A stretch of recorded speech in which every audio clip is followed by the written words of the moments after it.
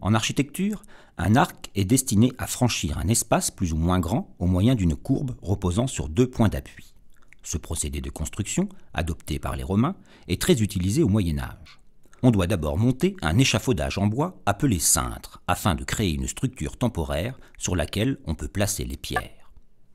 La clé d'arc est la dernière pierre posée, c'est elle qui confère à l'arc sa stabilité. Si l'on prolonge l'arc, on obtient une voûte en berceau. Elle soutient le plafond et sert de toit. Il y a alors une forte poussée sur les murs qui doivent être très épais pour la supporter. Seul ce type de voûte est employé jusqu'au XIe siècle. Elle est caractéristique de l'architecture romane.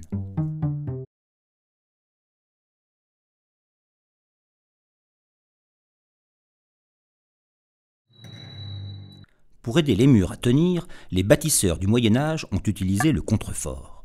Un contrefort est un renfort de maçonnerie saillant et massif qui sert à contenir les effets de la poussée des arcs et des voûtes en plein cintre. Véritables piliers verticaux faisant corps avec la maçonnerie des murs, les contreforts constituent donc un élément primordial de l'architecture romane.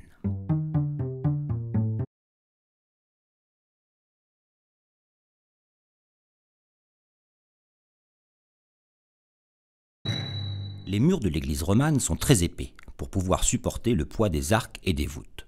Ouvrir un grand espace est impossible, car cela fragiliserait les murs de l'édifice qui s'écrouleraient sous le poids du plafond.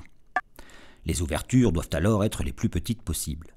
Les églises sont très sombres et la lumière, incarnation de Dieu, reste à l'extérieur.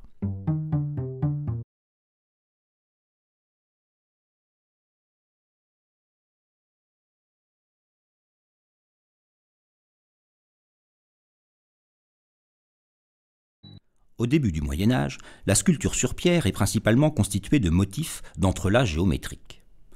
Entre les alentours de l'an 1000 et le milieu du XIIe siècle, la sculpture figurative monumentale se développe pour prendre place tout d'abord sur les chapiteaux, les modillons et les tympans. Les dimensions ne sont pas respectées et les volumes sont déformés.